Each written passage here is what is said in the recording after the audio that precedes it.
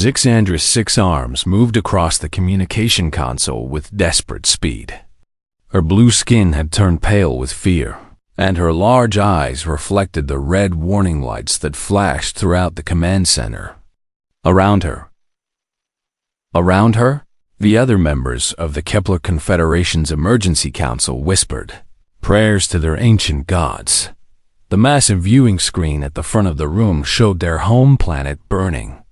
Dark ships moved through the atmosphere like hungry insects, leaving trails of destruction behind them.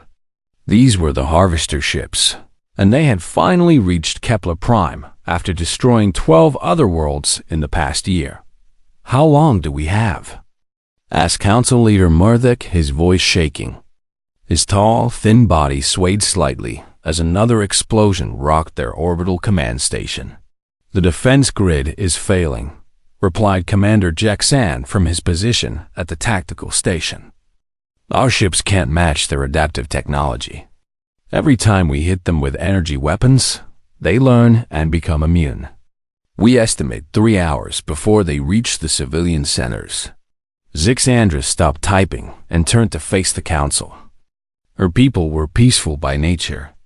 They had evolved on a world where the biggest predator was about the size of a small dog.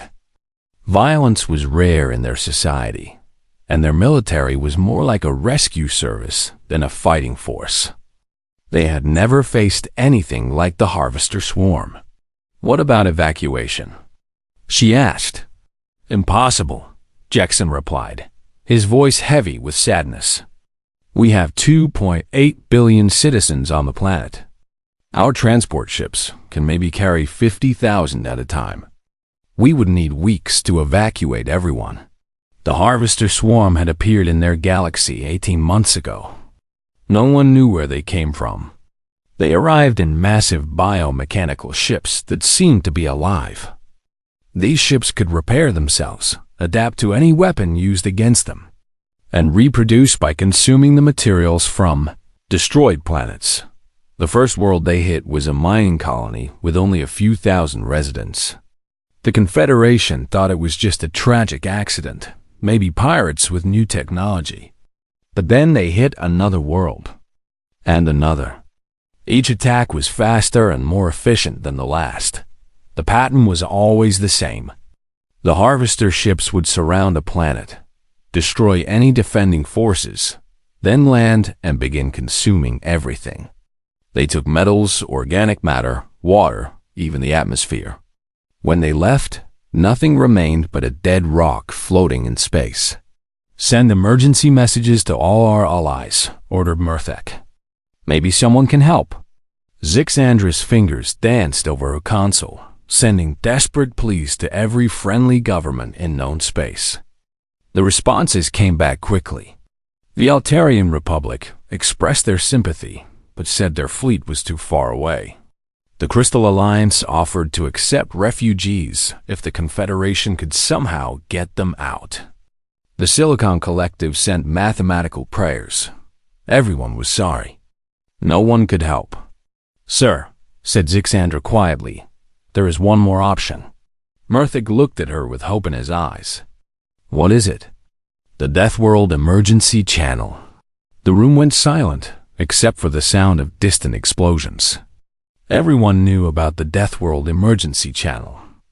It was a frequency that had been discovered decades ago, supposedly used by creatures that lived on Class 12 Deathworlds. Most scientists believed it was just random noise from space, but some insisted it was real communication from beings too dangerous for normal contact. Deathworlds were planets where the environment was so hostile that only the most aggressive and adaptable species could survive. The Galactic Classification System rated worlds from Class 1, which were garden worlds perfect for life, to Class 12, which were considered completely uninhabitable by civilized species. According to legend, Class 12 Deathworlds were home to creatures so violent and dangerous that they were banned from joining galactic civilization. Stories said they were monsters who solved every problem with violence, who built weapons instead of art, who fought wars for fun. Zixandra, said Murthix slowly, those are just stories. Even if Deathworld species exist, why would they help us? The stories say they are nothing but savages who care only about fighting. Because we have nothing left to lose, she replied. Our people are about to die. If there is even a small chance that someone is listening on that frequency, we have to try. Marthek looked around at the other council members. They were scientists, teachers, artists, and philosophers. They had built a peaceful civilization based on cooperation and understanding. Now they were about to ask the galaxy's most dangerous monsters for help. Do it, he whispered. Zixandra tuned her equipment to the forbidden's frequency. Her hand shook as she began to record the message. This would probably be the last thing she ever said to the universe. This is Communications Officer Zixandra of the Kepler Confederation. Broadcasting on emergency frequency 847.2. We are under attack by the Harvester Swarm. Our defenses have failed. We have a civilian population of 2.8 billion beings who will be killed in the next 3 hours. She paused, looking at the burning planet on the screen. Somewhere down there, children were hiding in their homes while death machines flew overhead. Families were holding each other, waiting for the end. We know this frequency is supposed to reach Deathworld species. We know you have no reason to care about us. We are not warriors. We have nothing to offer you except our gratitude. But if anyone out there can help, please respond. We are not asking you to save us. We are asking you to save innocent people who have done nothing wrong. Another explosion shook the station. Through the windows, she could see harvester ships approaching their position. Our coordinates are included in this transmission. If you are listening, if you exist, if you have any mercy in your hearts, please help us. This may be our final message. Thank you for listening. She sent the message into space and sat back in her chair. Around her, the council members waited in silence. Outside, the harvester swarm continued its terrible work. Deep in the darkness between stars, her message traveled at the speed of light toward worlds that civilized people believed were empty. Worlds where the environment was so harsh that only monsters could survive. But Zixandra was wrong about one thing. Her message would not be their final communication with the universe. In less than 6 hours, someone would answer her call. And the galaxy would learn that sometimes the only thing that can stop a monster is an even bigger monster with a conscience. Lieutenant Sarah Chun was halfway through her 3rd cup of coffee when the message came in. She had been working the night shift at Monitor Station Alpha 7, a lonely outpost near Proxima Centauri that listened to radio signals from across the galaxy. Most nights, nothing interesting happened. She would catalog cosmic background radiation, log automated trading frequencies, and occasionally pick up the odd pirate transmission. Tonight was different. The signal came through on frequency 847.2, which was officially designated as Emergency Channel Deathworld Species Only. Sarah had always thought that was a joke. Earth had been monitoring galactic communications for 43 years without ever making official contact. They had learned alien languages, studied their cultures, and watched their civilizations from a distance. The reason for staying hidden was simple. According to galactic standards, Earth was a Class 12 death world. The aliens thought planets like Earth were uninhabitable. They could not understand how any intelligent species could evolve in such a dangerous place, with predators, diseases, natural disasters, and an environment that constantly tried to kill everything living on it. When Earth scientists first decoded alien messages, they learned that humans were considered theoretical monsters. The aliens had stories about Deathworld species, creatures, so violent and aggressive that they were banned from civilized space. According to their legends, Deathworld beings solved every problem with violence and cared only about fighting and Destruction. Sarah's government had decided it was better to stay hidden and learn about the galaxy peacefully rather than scare everyone by revealing that the mythical monsters were real. But now someone was calling for help on the Deathworld emergency frequency. Sarah listened to the message 3 times before she fully understood what she was hearing. A desperate alien named Zixandra was begging for help. Her people were being slaughtered by something called the Harvester Swarm. 2.8 billion innocent beings were about to die. Sarah's hands moved quickly over her console. She recorded the message, traced its origin coordinates, and sent an immediate priority alert to Earth Command. Then she forwarded everything to the nearest military vessel, the TNS Indomitable, flagship of the 3rd Deep Space Fleet. Admiral Marcus Kane was reviewing supply reports when the emergency transmission reached his ship. He was a big man with gray hair and scars on his face from a childhood spent on a farming colony where even the plants tried to bite you. He had been commanding human fleets for 22 years, and he had never received a call like this one. Kane listened to the alien's message twice, then called his senior staff to the briefing room. Within 10 minutes, his best officers were gathered around the holographic display showing the Kepler system. What do we know about this Harvester Swarm? He asked his intelligence officer. Commander Lisa Park brought up data files on the main screen. We've been tracking their activities for the past year, sir. They've destroyed 12 worlds so far. Their ships appear to be biomechanical, capable of self-repair and adaptation. They consume everything on a planet, organic matter, metals, even the atmosphere. Sounds like locusts, said Captain Rodriguez, Kane's tactical officer. How many ships do they have? Intelligence estimates between 180 and 220 vessels in their main fleet, Park replied. Each ship is roughly the size of our heavy cruisers, but they appear to be grown rather than built. Kane studied the tactical data. The Harvester ships were designed for overwhelming numbers and adaptive defense.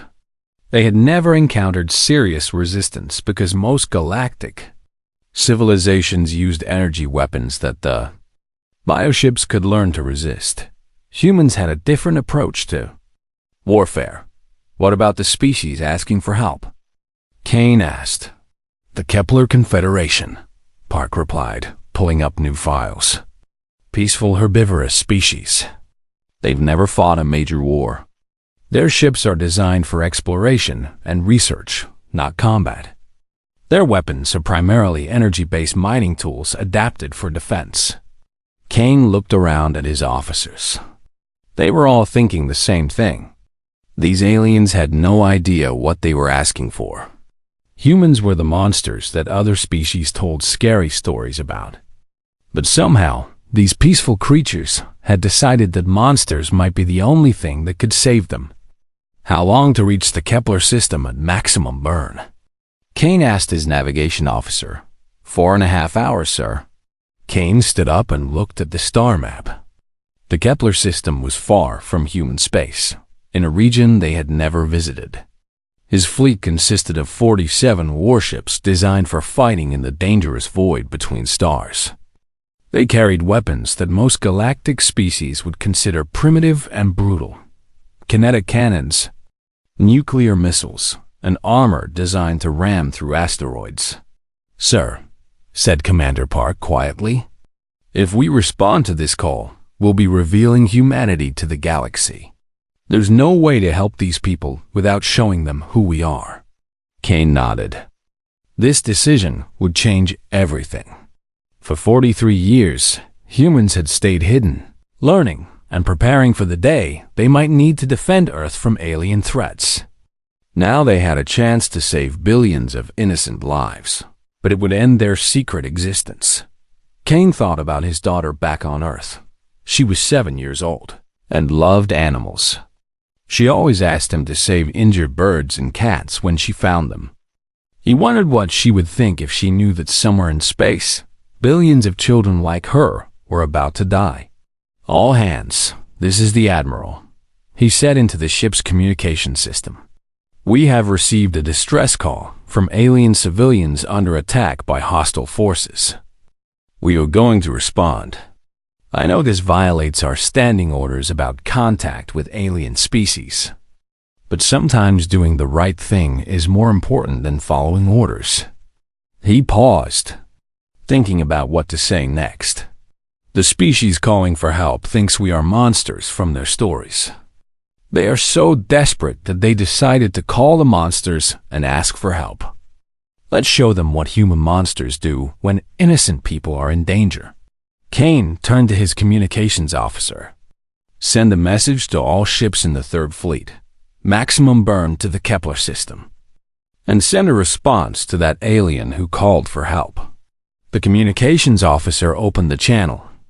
Kane took a deep breath and spoke the words that would announce humanity to the galaxy. "Kepler Confederation, this is Admiral Kane of the Human Third Fleet. We heard your call. Hold your position and begin civilian evacuation. Deathworlders are coming to help." Across the fleet, 47 human warships changed course toward the Kepler system. Behind them, automated messages were already racing back to Earth, informing the government that first contact had just happened whether they wanted it or not. Admiral Kane sat in his command chair and smiled grimly. The galaxy was about to learn that sometimes the monsters in the dark are the good guys. The human fleet dropped out of faster-than-light travel at the edge of the Kepler system, like a storm breaking over calm water. 47 warships materialized in perfect formation, their angular hulls reflecting the light of the system's twin suns. To the aliens watching on their sensors, it looked like the darkness itself had come alive and taken shape. Zixandra stared at her sensor readings and felt her world shift underneath her. She had expected maybe one small ship, if anyone answered at all. Instead, her screen showed massive vessels that dwarfed anything in the Confederation fleet. The largest human ship was 3 times the size of their biggest explorer vessel. "By the ancient spirits," whispered Commander Jexan from his position at the tactical station. "What kind of beings build ships like those?" The human vessels were unlike anything in the Confederation's databases.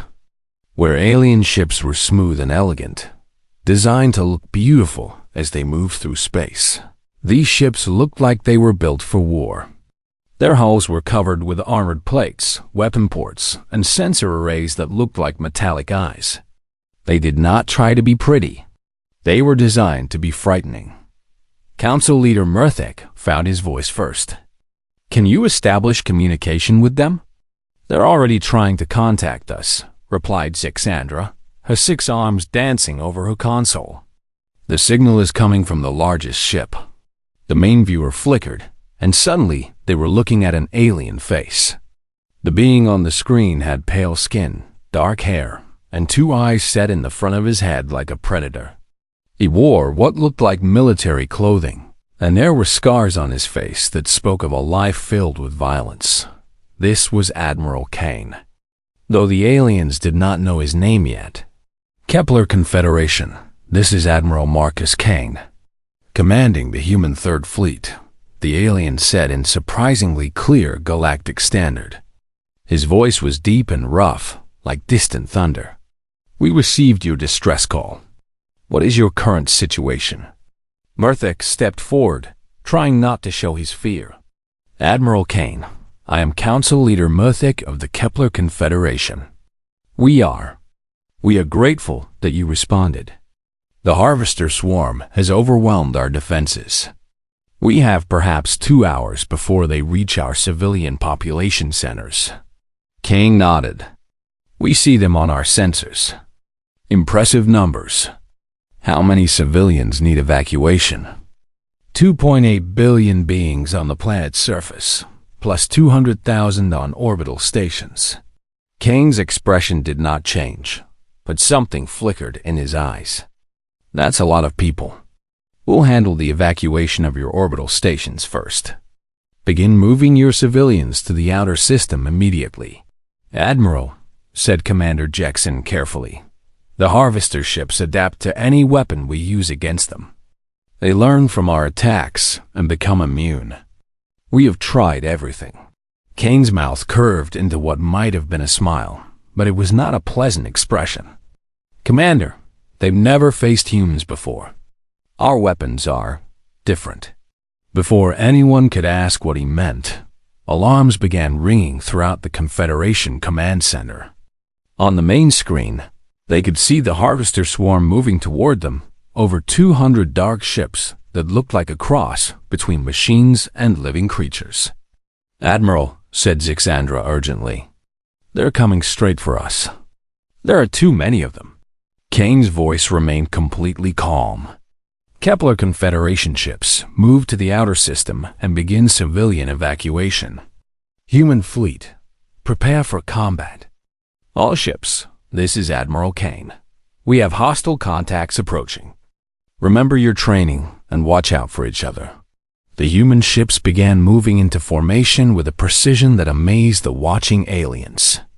Each vessel took a specific position, creating overlapping fields of fire that would make it impossible for enemies to approach without facing concentrated firepower from multiple directions.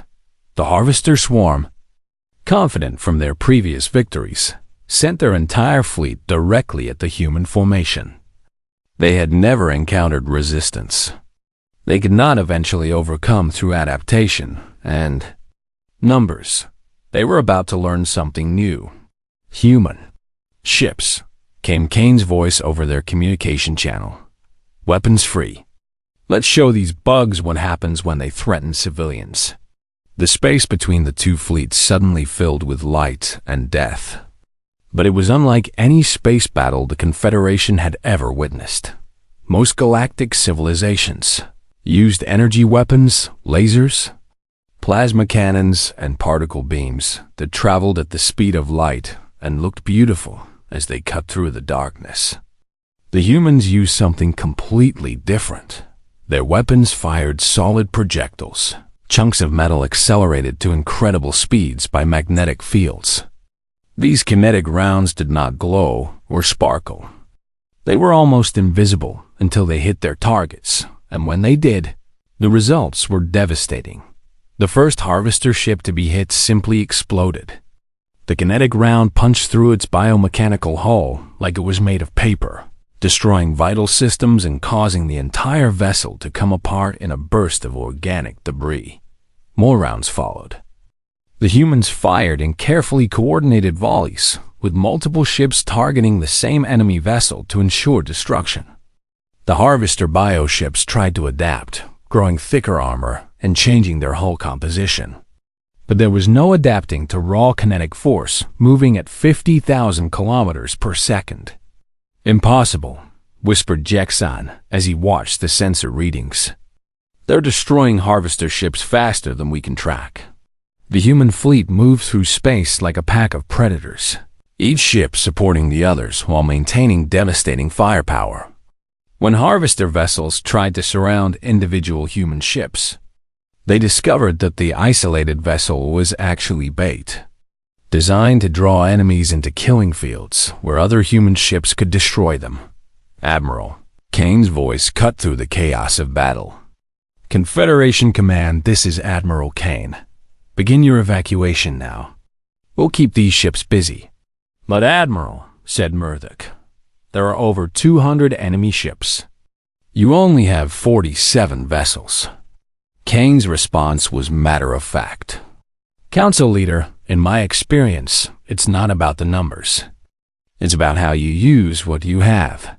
As if to prove his point, a group of harvester ships tried to break away from the main battle to attack the fleeing Confederation vessels. 3 human ships intercepted them, moving with a speed and aggression that seemed impossible for vessels so large. The lead human ship, a vessel the size of a city block, actually ran straight through a harvester vessel, its armored hull cutting the bioship in half. The human ship emerged from the collision damaged, but still fighting.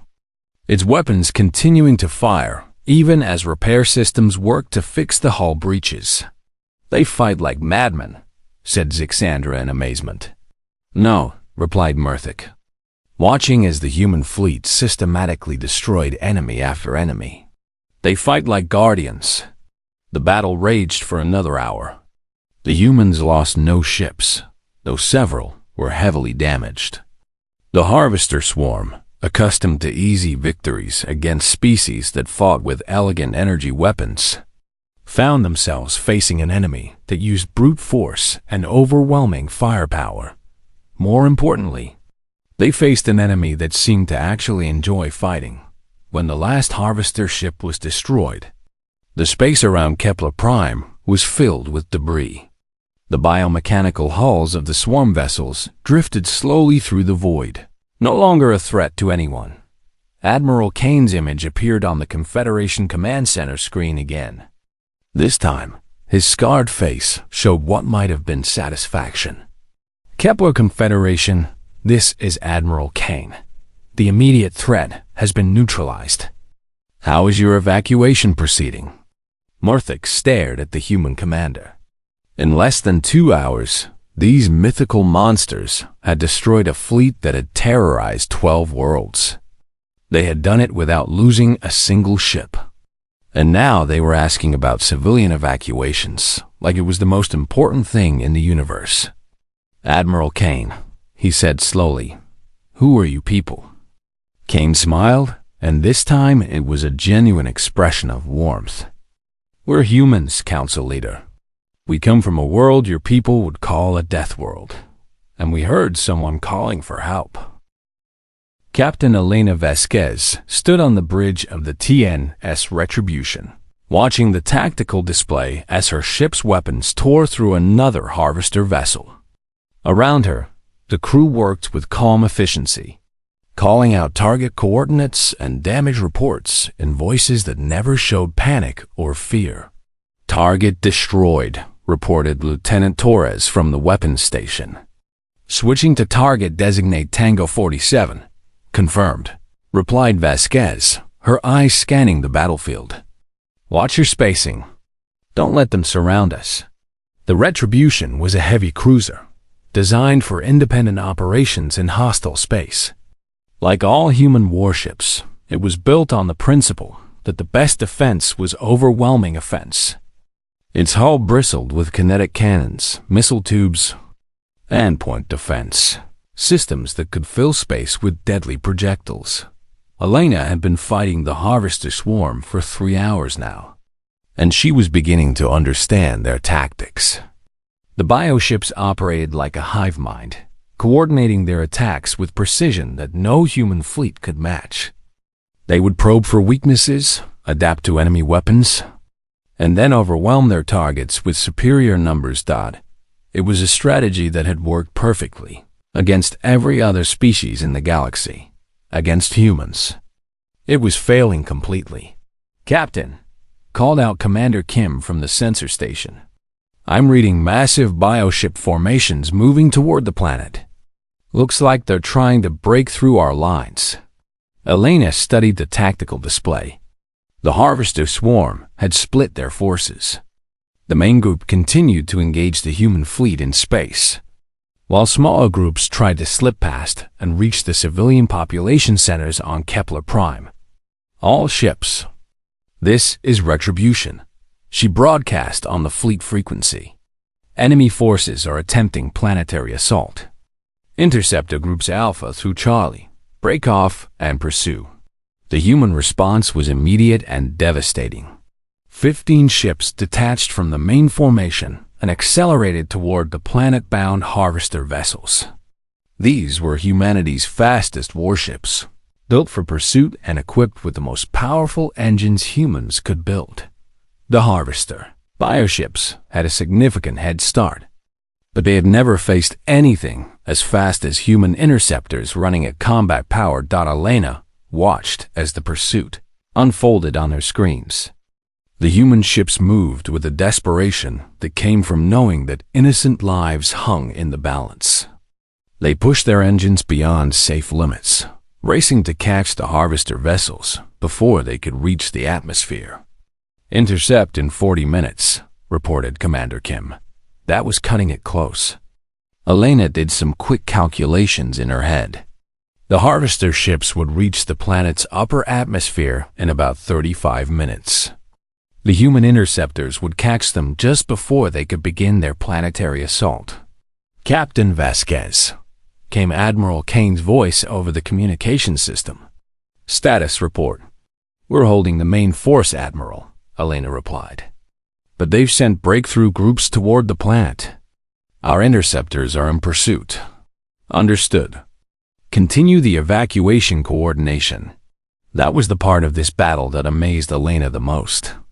While fighting the largest space battle in human history, they were also coordinating the evacuation of nearly 3 billion alien civilians. Human ships were simultaneously engaging enemy vessels and guiding Confederation transport ships to safety. It was exactly the kind of complex operation that humans excelled at. Multiple objectives, changing conditions, and the need to protect non-combatants while eliminating threats. "Captain," called out Lieutenant Santos from the communication station. "I have Confederation vessel Evening Star requesting assistance.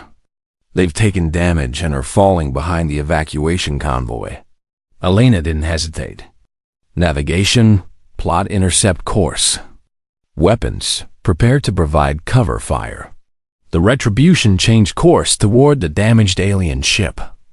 Elena could see it on the long-range sensors, a graceful vessel that looked more like a work of art than a spaceship. It was leaking atmosphere and moving slowly, making it an easy target for any harvester ships in the area. "Evening Star, this is Captain Vasquez of the human ship Retribution," Elena broadcast. "We're coming to assist. What is your situation?" The response came in accented Galactic Standard. "Captain Vasquez, this is Captain Lorandis of the Evening Star. We have taken damage to our propulsion systems. We are carrying 3,000 civilian refugees, including 800 young ones." Elena felt something tighten in her chest. Children.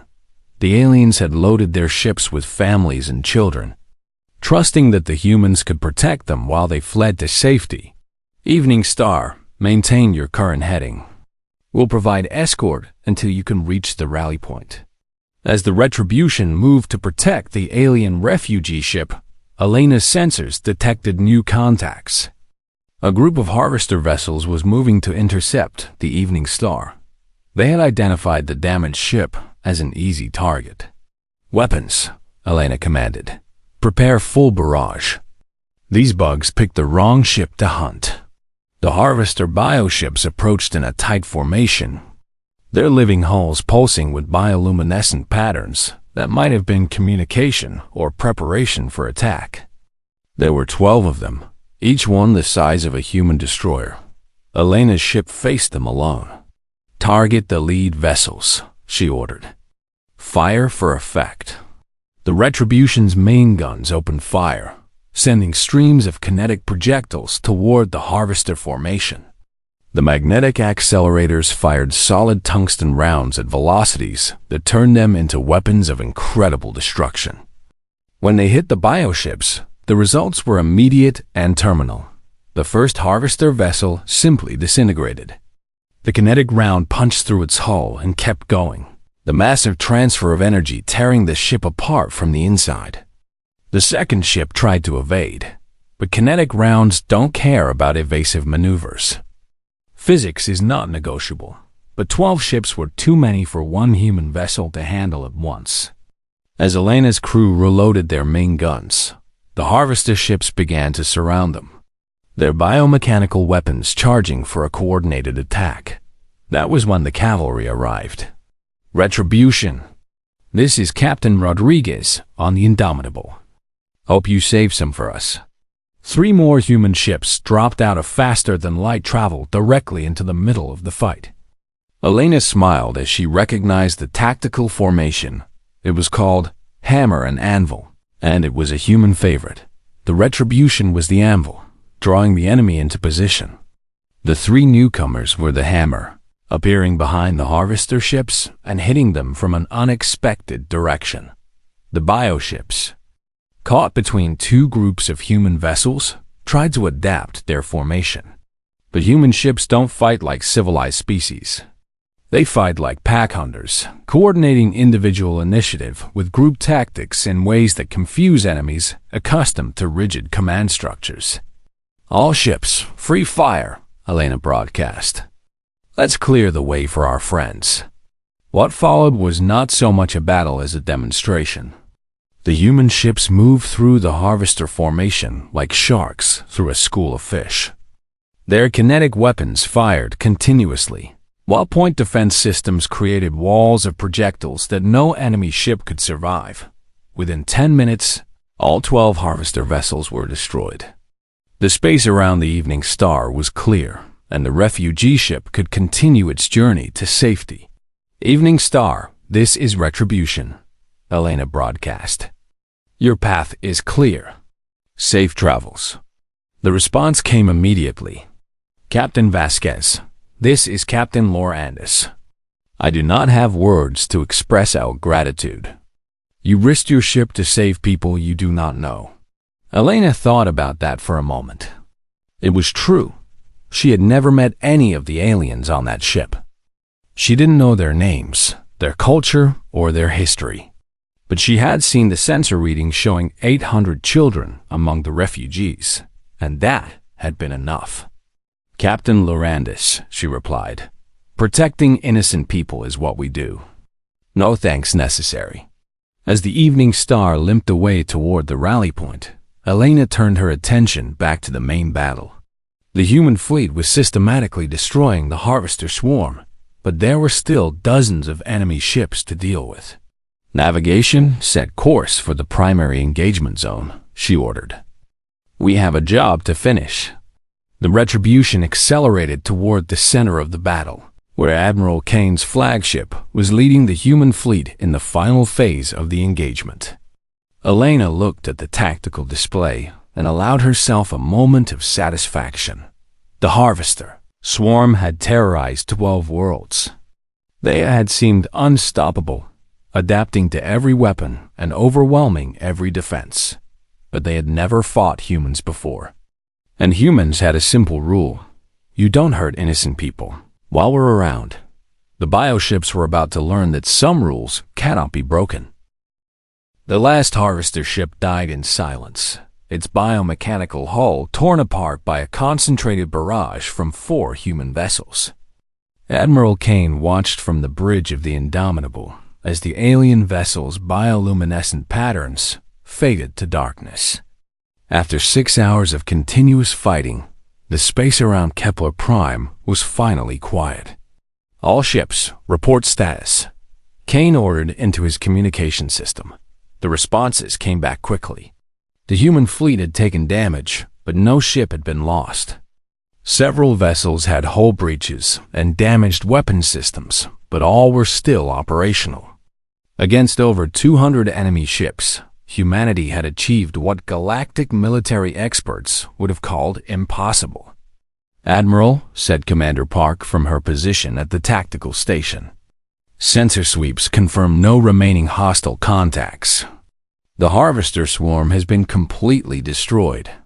Kane nodded and turned to his communications officer. "Open a channel to Kepler Confederation Command." The main screen flickered, showing the face of Council Leader Murthek. The alien looked exhausted, but relieved. Behind him, Kane could see other members of the Confederation Council, all staring at the human admiral with expressions of amazement and gratitude. "Council Leader Murthek," Kane said formally, "the immediate threat to your system has been eliminated. How is the civilian evacuation proceeding?" "Admiral Kane," Murthek replied, his voice filled with emotion. "The evacuation is complete. All 2.8 billion civilians have been safely transported to stations in the outer system. Your ships protected our transports while simultaneously fighting the greatest battle any of us have ever witnessed." Kane felt something ease in his chest. The battle had been won, but saving the civilians was what really mattered. "Excellent. My medical teams are standing by to assist with any injuries." And our engineering ships can help repair damage to your infrastructure. Admiral, said Zixandra from her position at the communications console. May I ask you something? Of course. Why did you come? Your people are unknown to us. We had nothing to offer you in return for your help. Why did you risk your lives for strangers? Kane thought about the question for a moment. It was not the first time he had been asked why humans helped others without expecting payment or reward. He looked around at his bridge crew, men and women who had fought for 6 hours straight to protect people they had never met. Communications Officer Zixandra, he said finally. Where I come from, we have a saying. It goes, the only thing necessary for evil to triumph is for good people to do nothing. We heard evil was hurting innocent people. We could not do nothing. The alien woman's large eyes seemed to shine. Your people are not what the stories say you are. Kane smiled grimly. What did the stories say? That Deathworld species are savage monsters who solve every problem with violence and care only about fighting and destruction. Well, Kane replied, we do solve a lot of problems with violence, and we're very good at fighting and destruction. But we care about protecting innocent people more than we care about fighting. Violence is a tool we use when other tools won't work. Marthak leaned forward in his chair. Admiral, we owe you a debt that can never be repaid. But we must ask, what happens now? Will your people make contact with the rest of the galaxy? Kane had been wondering about that himself. For over 40 years, humans had stayed hidden, learning about galactic civilization while remaining secret. That was no longer possible. Word of this battle would spread, and soon every species in known space would know that the mythical Deathworld monsters were real. Council Leader, I think that choice has been made for us, Kane said. We can't put the secret back in the box. The galaxy is going to learn about humanity, whether we want them to or not. Admiral, said Zixandra carefully, may I transmit a message to the other members of the Confederation? They need to know what happened here. Kane nodded. Go ahead. Zixandra activated her broadcasting equipment and began to speak to the wider galaxy. This is Communications Officer Zixandra of the Kepler Confederation, broadcasting on all emergency frequencies. 6 hours ago, we sent a distress call asking for help from any Deathworld species that might be listening. We were answered by beings calling themselves humans. She paused, looking at Admiral Kane on her screen. The humans arrived with 47 warships and completely destroyed a harvester swarm that had terrorized 12 worlds. They did this while simultaneously evacuating 2.8 billion of our civilians to safety. Not one human ship was lost. Not one civilian transport was abandoned. Kane could imagine the reaction this message would cause across the galaxy. Every species that had considered humans to be mythical monsters would suddenly realize that the monsters were real and far more dangerous than any story had suggested. But Zixandra was not finished. To any species listening to this broadcast, I want you to understand something about these humans. Yes, they are the most effective warriors any of us have ever seen. Yes, they come from a death world that would kill most of us in minutes. Yes, they have weapons that can destroy fleets. Her voice grew stronger as she continued. But when they heard strangers calling for help, they came. When they saw innocent people in danger, they fought. When children needed protection, they risked everything to provide it. The humans are not monsters. They are guardians. Kane felt his chest tighten with emotion. He had spent his career preparing to defend humanity from alien threats. He had never expected to receive praise from the people he was protecting. Furthermore, Zixandra continued, we are broadcasting the frequency humans monitor for emergency calls. Any species facing threats they cannot handle alone now knows how to contact beings capable of helping. The Deathworld emergency channel is real, and it is monitored by people who will respond. Kane's eyes widened. That was going to change everything. Within hours, every species in the galaxy would know how to contact humanity directly. His quiet monitoring station would be flooded with messages from across known space. "Communications officer," Kane said quickly.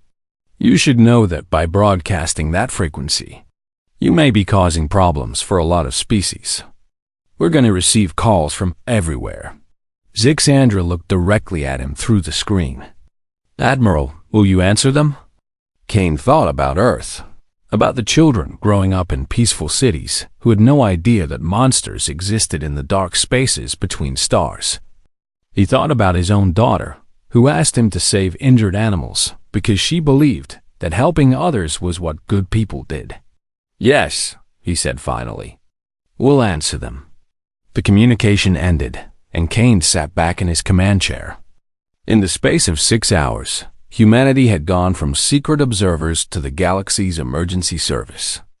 Every species that faced threats beyond their ability to handle would now know they could call Earth for help. "Admiral," said Commander Park, "I'm receiving a priority message from Earth Command." Kane smiled. "Let me guess. They want to know why we just announced humanity to the galaxy without permission." "Actually, sir, the message is from the President. She says, and I quote, 'Well done. Come home so we can figure out how to handle the flood of calls we're about to receive." Kane laughed. "Set course for Earth, maximum sustainable speed, and send a message to all ship captains. Tell them they should rest while they can. I have a feeling we're about to get very busy." As the human fleet prepared to leave the Kepler system, Kane looked out at the space where the battle had been fought. Debris from harvester bioships drifted slowly among the stars, no longer a threat to anyone. In the distance, Confederation transport ships were beginning the long journey home. Carrying billions of grateful civilians, Kane activated his personal log and began recording. Admiral's log. Stardate 2387.156. First contact with alien. Civilization has been achieved under combat conditions. Enemy forces designated Harvester Swarm have been eliminated with no human casualties. Civilian evacuation successful. He paused, thinking about how to sum up what had happened. Today, humanity learned that the galaxy is full of peaceful species that need protection from monsters. We also learned that sometimes it takes monsters to fight monsters. I am proud of every member of this fleet. When innocent people called for help, we answered. When children needed protection, we provided it. When evil threatened the defenseless, we stopped it. Kane looked out at the stars, thinking about the future. The galaxy now knows that humans exist. They know we have powerful ships and effective weapons. More importantly, they know we will respond when good people call for help. I believe this is the beginning of a new chapter in galactic history. He ended the recording and settled back in his chair. Somewhere in the vast darkness of space, other signals were already beginning to respond to the emergency frequency. Other Deathworld species. Other guardians who had been waiting in the shadows for someone to make the first move. The galaxy was about to discover that they, monsters in the dark, were not as scary as the monsters in the light. And that's sometimes the best protection from nightmares. Comey's from bigger nightmares with a conscience. Admiral Kane smiled and gave the order to go home. Earth was going to need time to prepare for its new role as the galaxy's guardian service. It was going to be an interesting century.